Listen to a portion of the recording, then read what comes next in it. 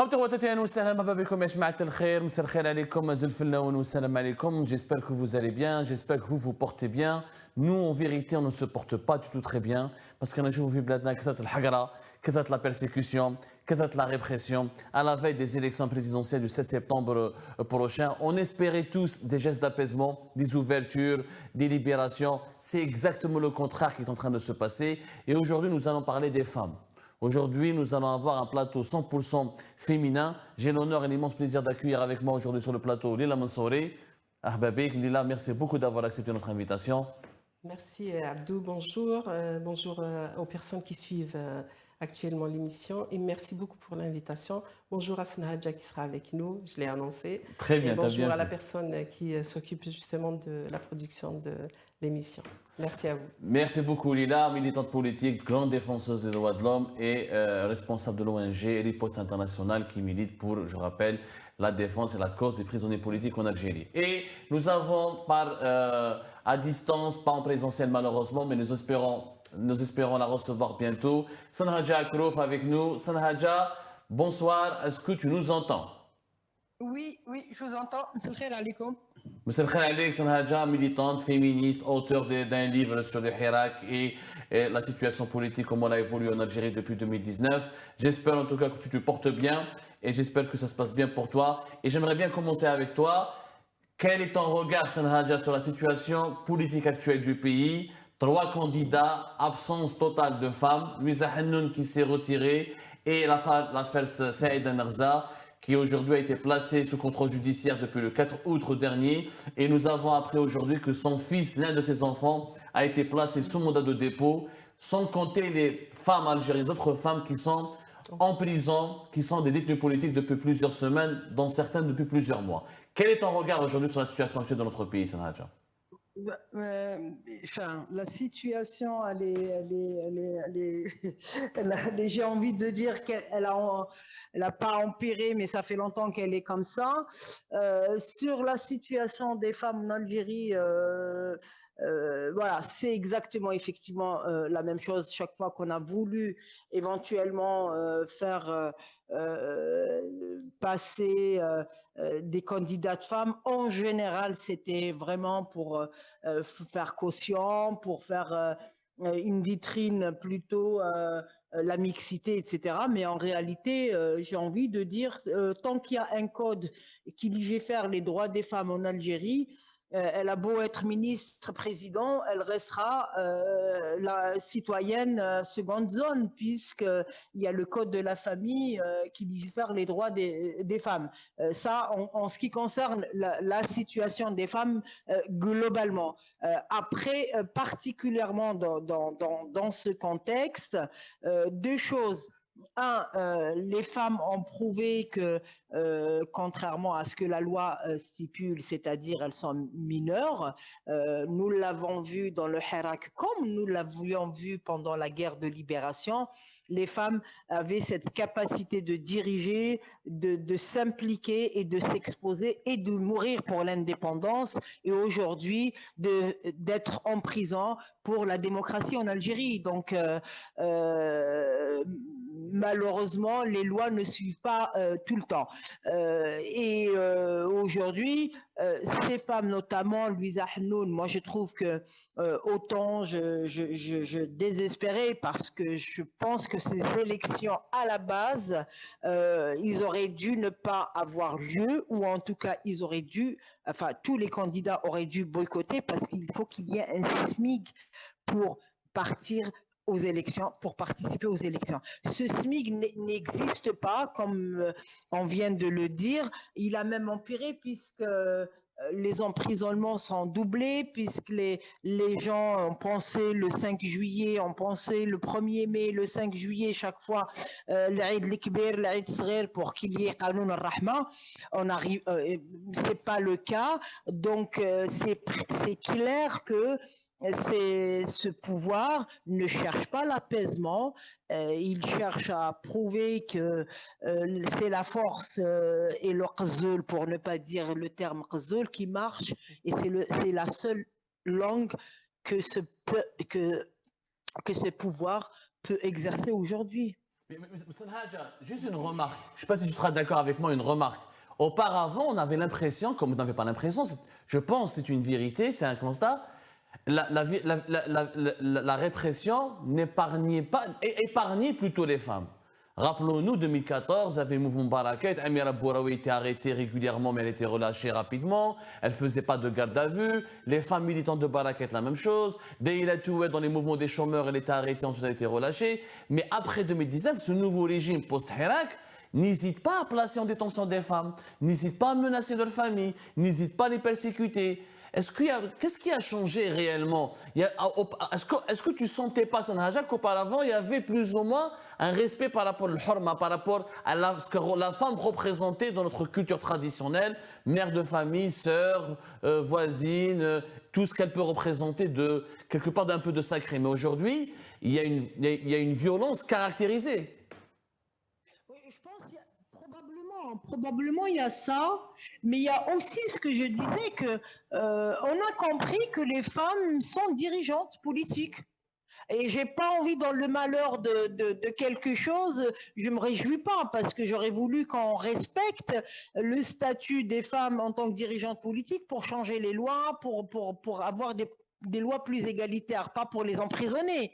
Mais c'est dans ce sens, me semble-t-il, qu'il y a effectivement, ils ont compris que les femmes sont dirigeantes politiques, c'est pas des potiches et qu'elles peuvent être porteuses d'un projet, d'une parole et respectées par le peuple ou en tout cas une partie du peuple. Et ça leur fait peur. En tout cas, tout ce qui peut leur faire peur, il n'a plus fait la harma, c'est comme ça, quoi. Donc, moi, je pense que c'est aussi ça. C'est aussi ça. Il y a le fait, il y a une vengeance. Hein, ce qui s'est passé au Hirak n'est pas rien.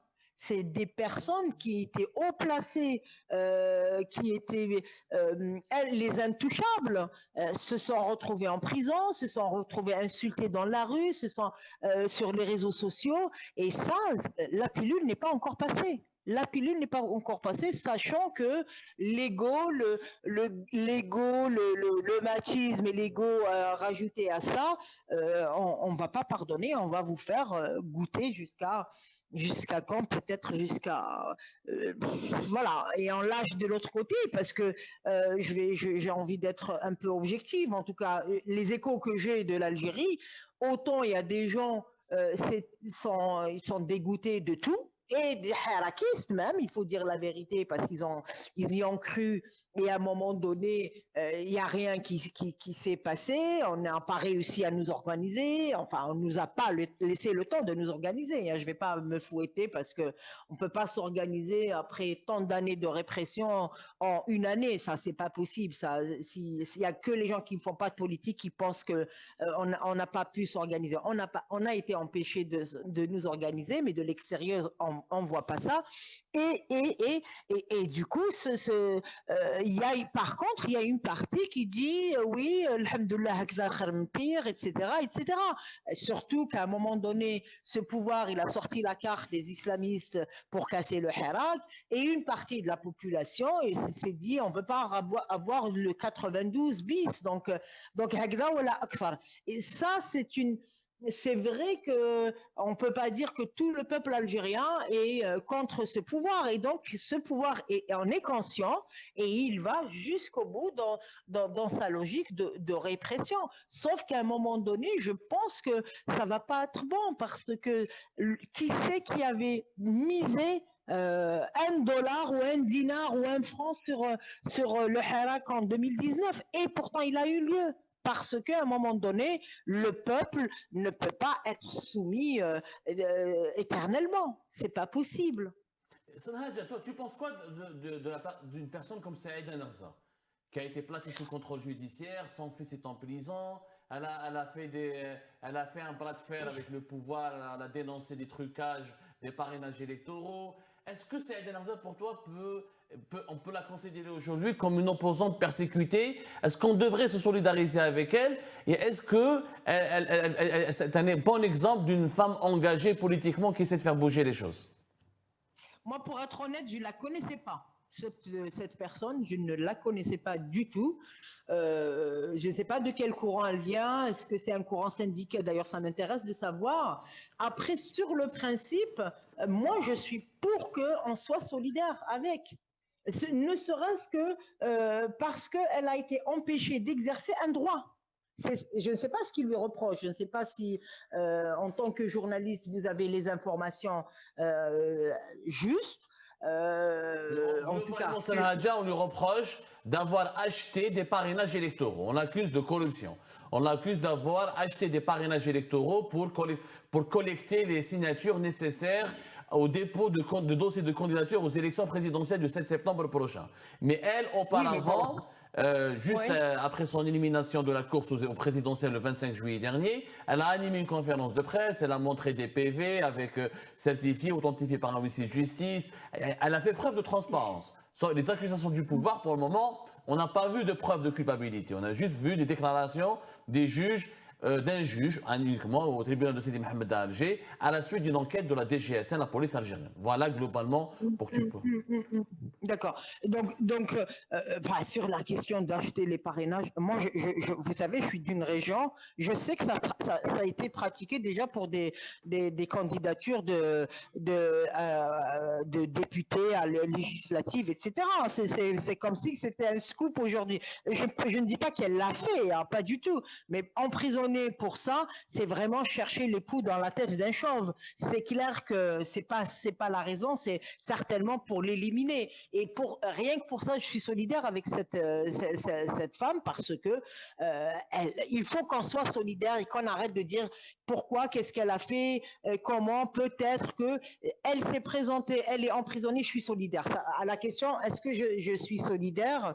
À la question, est-ce que ça impulse les droits des femmes? C'est évident. Chaque femme, moi je vous le dis, même dans le camp adverse, c'est-à-dire si c'était les islamistes, les ultralibéraux que des femmes se présentent, je ne voterai pas pour eux parce que je vote pour un programme politique.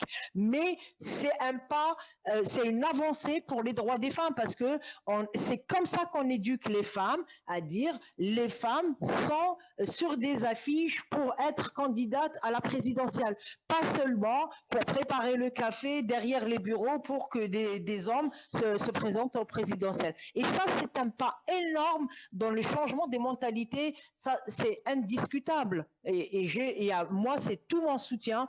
Et j'espère que les associations féministes en Algérie, ne serait-ce que parce que c'est une femme qui a été injustement arrêtée, qu'elle soit solidaire avec cette femme.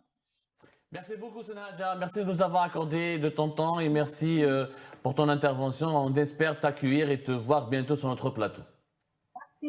Merci, bon courage. Lila, شفنا ces derniers jours une grande solidarité des Algériens autour de la boxeuse Imen Khalif. Tout à fait. Sincèrement, ça m'a étonné. Parce que les Algériens حيروني. Dans la vie quotidienne, je suis algérien. Quand je vois, bon, Imen Khalif, tout le monde connaît son histoire, on en a parlé, cette boxeuse atteinte d'hyperandrogénie, une femme qui a des caractéristiques physiques un peu biologiques, un peu masculines, un peu viriles, etc. Dans la société, quotidiennement dans notre pays, ce genre de femmes, on se moque d'elles, on les exclut. Elle-même, dans son parcours, Imen Khalif, dans son jeunesse, elle voulait faire du football et elle a commencé à faire de la boxe justement parce que les garçons la battaient, ils voulaient la battre, ils voulaient s'en prendre à elle parce qu'ils n'acceptaient pas d'avoir une femme qui les concurrençait dans le football. Donc on découvre aujourd'hui, depuis l'affaire de Imen Khalif, Lila, on découvre que les Algériens sont devenus des grands défenseurs des droits des femmes. Et pourtant, depuis 2019, combien de femmes algériennes ont fait de la prison? Jusqu'à aujourd'hui, Jamila Bentouiz, Daïla Touet, Mira Mournej et d'autres encore. Pourquoi on se mobilise pour une sportive, une boxeuse, et on ne se mobilise pas pour les détenus politiques ou pour les personnalités politiques femmes qui veulent défendre l'intérêt général du pays? C'est vrai que c'est une question c'est questionnant. Donc, c'est paradoxal dans la société algérienne. Et c'est les paradoxes qui font, en fait, la caractéristique de tous les Algériens. On voit même dans la politique, d'ailleurs, on n'est que dans les paradoxes. Mais cette affaire de Iman Khalif, j'en suis très heureuse. Et d'ailleurs, on la félicite pour son parcours. Et je salue tous les Algériens qui l'ont soutenu. Mais ça serait bien aussi que ça apparaisse dans d'autres secteurs, même dans le militantisme, je ne dirais pas le féminisme à outrance, mais de permettre même de laisser la place à la femme. Parce qu'aujourd'hui, la femme n'a pas sa place entièrement dans la société, si ce n'est elle qui va la chercher. Avec, bien entendu, il y a des hommes qui ont milité à leur côté, ça c'est indéniable. Mais c'est la politique aussi, c'est la volonté politique au pays qui fait que la société a un tel ou tel comportement avec l'éducation. Et ce que nous constatons, c'est que le système éducatif n'a fait qu'accentuer justement les stigmatisations ou les discriminations liées au genre.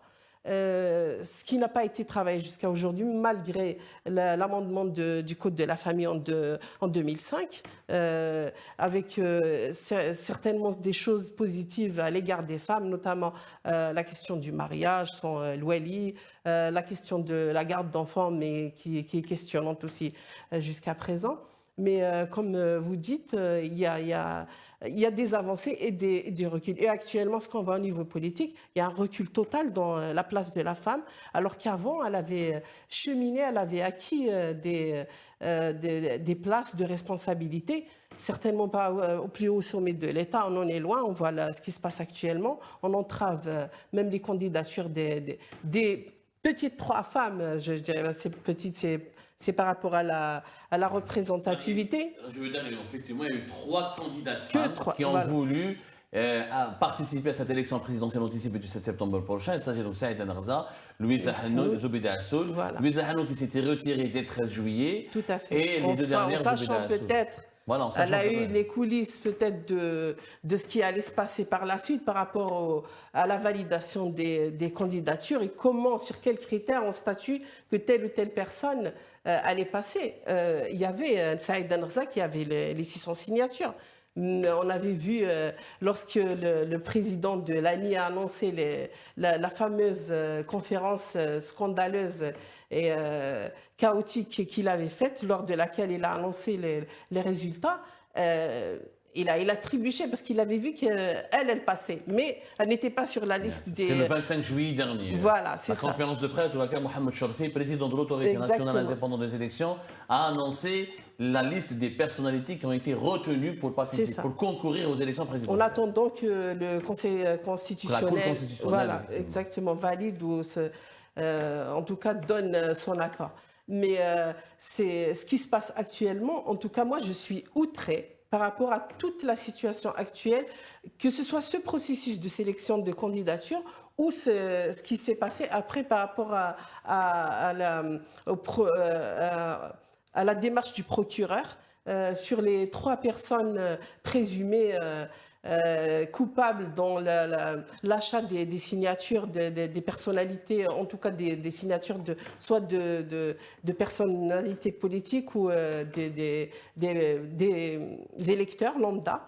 Donc, sur quels critères aussi le statut et la réactivité avec laquelle, dont ils ont fait preuve, j'aurais aimé qu'elle soit partout dans tous les secteurs par rapport à la corruption qui a gangréné la société. Or on voit que on sort cette carte que dans les intérêts d'une petite minorité où, il faut le dire clairement, par rapport aux candidats du système. On a fomenté ou on a construit en tout cas tout ça dans le but juste de faire un semblant d'aller vers les élections soi-disant normales ou qui sont dans le cadre des lois qui régissent les élections en Algérie. Or qu'on voit les coulisses, on voit ce qui se passe réellement sur le terrain. Tout porte à croire que rien n'est respecté, y compris les lois électorales mises en place par ce même système. Elles sont en tout cas outrepassées. Mais Lila, on a l'impression quand même que l'opinion publique en Algérie, encore une fois, qui chouvent que les Algériennes et les Algériens sont mobilisés pour Iman Khalif, c'était un bel élan de solidarité. on découvre un pays où les femmes sont érigées en exemple de vertu, sont une constance de la nation.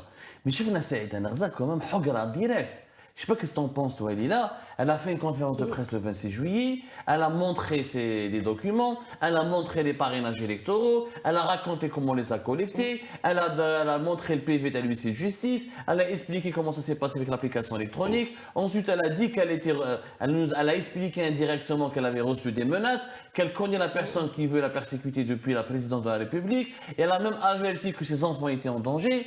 Et finalement, elle a eu raison, puisque une semaine plus tard, même pas 10 jours plus tard, une semaine, le 4 août, l'un de ses enfants, l'un de ses fils a été emprisonné. Son propre frère a reconnu sur les réseaux sociaux, il a dit que je vous informe que mon frère a été emprisonné dans le cadre de l'affaire de ma mère, Saïda Narza. Mais personne ne se bouge, ne se mobilise. Tout le monde dirait pas l'indifférence. Saïda Narza est wahada. Où sont les associations de défense des droits des femmes? Où sont les partisans des droits des femmes? Où sont les Pourquoi Saïda Narza, personne ne s'en intéresse, ne s'en préoccupe selon toi? Parce que j'ai envie de dire que la société est momentanément, depuis l'accession de Abdelmadjid Tebboune au pouvoir dans le pays, on a l'impression que cette société est replongée dans un coma tel que ce fut le cas avec les 20 années de Bouteflika. Donc il va falloir vraiment un déclic pour qu'il y ait ce réveil, le sursaut populaire pour défendre les vraies causes, y compris celle des femmes. Mais actuellement, j'ai l'impression que chacun, avec ce qu'ils ont mis en place comme arsenal répressif, légal ou illégal, parce que dans la majorité des cas, c'est illégal. Quand on vient perquisitionner chez une personne de nuit et on prend les personnes, même les femmes, c'était le cas de Kamira Netsid qui avait été prise de chez elle, a disparu quelques jours, on ne savait même pas dans quel commissariat elle se trouvait. Donc, toutes ces pratiques-là, j'ai l'impression que le peuple est sous le choc. Il reste, comment je vais dire, tétanisé. Tétanisé d'abord par la peur de subir la même chose, par la prison et par tous les représailles. Et vous le dites là, Saïda Narza qui a osé dénoncer les représailles, on les voit, il y a son fils qui est emprisonné. Jusqu'à présent, on ne sait pas la véracité des propos de ce procureur parce que nous n'avons tellement pas confiance en cette justice, vu les pratiques antérieures et actuelles, qu'on ne peut pas dire que cette femme est coupable. Parce qu'auparavant, elle a dénoncé des pratiques illégales. Et je pense, c'est mon point de vue, peut-être c'est les représailles de ces dénonciations qu'elle paye aujourd'hui, que c'est temps. Avec ce pouvoir, aujourd'hui, si vous faites équipe avec eux, demain, faites attention parce que l'autre camp, peut-être, il va vous tomber dessus, ou même cette même équipe avec qui vous êtes et que vous avez défendu. D'ailleurs, Abdelmadjid Tebboune, elle était à ses côtés lorsque Haddad voulait l'évincer du pouvoir. Donc, elle était en 2017, Saïda Narza, qui est la présidente de la Confédération Générale des Entreprises Algériennes, patronne qui était le concurrent du FCE, du Forum des chefs d'entreprise de l'Haddad à l'époque, elle était du côté de Tebboune. C'est ça. Elle a défendu Tebboune contre des oligarques. Et aujourd'hui, son fils est en prison par la justice, par le premier magistrat du pays en Algérie, c'est le président de la République, la justice de M. Tebboune, et elle-même, elle est sous contrôle judiciaire, elle risque la prison. C'est une situation incroyable quand même, Lila. C'est inédit, c'est scandaleux, c'est incroyable. D'autant plus que lui-même, le président, l'avait, je crois, invité à la présidence pour lui rendre hommage pour le geste qu'elle avait fait lorsqu'il a été évincé du pouvoir. Et aujourd'hui, on voit qu'il y a un retournement de situation. Est-ce que c'est du fait du président ou c'est d'un clan? Nous ne comprenons rien dans ce qui se passe en Algérie. C'est un flou total, c'est une opacité totale dans ce qui se passe. On ne sait pas qui est contre qui va avec qui, et qui prend les décisions, qui les exécute, et sur qui ça va tomber. Donc aujourd'hui, c'est pour ça que le peuple lambda, il craint des représailles. Non seulement sur les personnes elles-mêmes, mais sur l'entourage, sur l'ensemble de la famille. Je ne peux pas reprocher au peuple de ne pas se réveiller ou de ne pas défendre actuellement les causes justes, de ne pas se solidariser avec Narza, mais il serait temps, Parce que autrement, ça serait aujourd'hui c'est moi, demain c'est l'autre. Si on ne se solidarise pas, si on ne se soulève pas d'un seul coup, comme un seul homme, comme ça s'est fait le 16 février, le 22 février, je pense que l'Algérie va droit au mur. Elle l'est déjà. Mais là, c'est vraiment le gouffre entier. Et je ne sais pas, comme la question qui se pose, où va l'Algérie? Aujourd'hui, on sait où elle va. Elle va vraiment à sa déchéance. Et malheureusement, nous en sommes très inquiets et très malheureux de voir ce qui se passe actuellement. Lila, est-ce que la persécution des femmes, toi qui es militante sur le terrain, est-ce que tu as senti une démobilisation? Est-ce que le pouvoir a réussi à faire peur? Parce que là, avec Saïd Enarza, c'est gros. Maintenant, les gens, moi, je parle avec des sourds, je parle avec des gens qui sont sur place, etc. Mais les gens ont peur. كي يشوفوا بلي même ما مثلا كنت منهم وليدها واخطاو في الحبس رفدوا جماعه كبيره. Toutes les personnes qui ont collaboré avec sa campagne ont été convoquées, auditionnées. Les élus, pardonnez-moi, les élus qui ont été, les élus qui ont signé, ils ont été convoqués pendant 3 heures, certains jusqu'à 9 heures au commissariat. Est-ce que ça a marché cette politique de la terreur, honnêtement? Bien sûr que ça a marché, quand même, de voir même les associations, les ONG, les structures qui sont censées défendre les victimes, elles ne bougent pas. Parce qu'ils ont réussi, ce pouvoir a réussi à semer le doute. On va dire, on ne peut pas la défendre, peut-être qu'elle aussi, elle a fait ceci, cela. Mais je rejoins Snhadja sur le fait que on n'a pas à juger la personne sur un instant T qui subit les affres de ce pouvoir. Parce que on sait très bien leurs approches, leurs méthodes. Ils sont prêts à tout. Ils sont prêts à tout. Ils n'ont ni foi ni loi. Donc c'est chacun d'entre nous qui est persécuté, qui est dans l'injustice, on doit le défendre. On ne doit pas se poser la question de quel camp politique il est, de quel clan il est. On doit aujourd'hui se solidariser avec nos compatriotes victimes de ce pouvoir machiavélique. Et l'avenir alors? Pour terminer sur l'avenir, comment tu vois les choses? Ben là, il y a des détenues politiques femmes, des chanteuses, des femmes âgées, des moins âgées, des universitaires, des militantes politiques, Louisa Hanoun qui a abandonné. Louisa Hanoun n'est pas n'importe qui quand même. Hein. Louisa Hanoun, elle a du courage. Hein. Louisa Hanoun a fait de la prison de 2019, entre juin 2019 et février 2020, à l'époque, avec l'affaire le complot contre l'autorité de l'armée, le général Touver, Saïd Bouteflika, au général Tartag. Elle connaît très bien le système. Finalement, si elle a abandonné, ce n'était pas pour rien. C'est qu'elle a compris que le système est devenu brutal, il est devenu violent, il ne veut pas de compromis, il ne veut pas de discussion, il veut le passage en force. L'avenir, on va faire quoi? Les femmes algériennes, finalement, elles vont avoir peur, elles vont démissionner encore davantage. Qu'est-ce qui risque de se passer, de ton point de vue, Lila? Ce que je trouve malheureux, c'est que même dans les propos d'Abdelmajid Tebboune, lui qui veut faire de l'Algérie nouvelle, qui va suivre la cadence du progrès, il ne regarde pas plus loin que son nez. S'il regardait plus loin, il va voir même nos voisins, le Maroc, la Tunisie, comment il s'appelle le pays africain qui a ressurgi de la guerre civile, ils ont des représentants. Le Rwanda. On voit il y a plus de 60% de femmes dans le Parlement. Et on voit il y a des études au niveau mondial qui démontrent que là où il y a les femmes au poste de décision, notamment politique, il y a la société qui avance, la société qui chemine vers l'égalité sociale, vers l'apaisement, vers la construction. C'est une politique positive et c'est même un signe vers les générations à venir. Donc ce que j'aimerais vraiment voir dans la future Algérie, c'est l'accession des femmes au poste de responsabilité, au pouvoir. Et j'aurais aimé, même si je ne suis pas une fan de Saïd Enarza ou même de Louisa Hanoun ou même de la présidente de l'UCP, Zoubida Assoul, mais j'aurais aimé au moins qu'il y ait une candidate, ne serait-ce que pour faire une façade. Disons que ça va être des élections entre guillemets, normales, non préfabriquées. On ne connaît pas le résultat d'avance, des élections que le peuple va faire et non des comptes ou des hisabat, en tout cas, entre les clans qui vont ressortir le résultat voulu par ces clans du pouvoir. Donc j'espère qu'il y aura un sursaut et je suis convaincue que le changement arrivera par les femmes aussi. Les femmes sont un facteur de changement.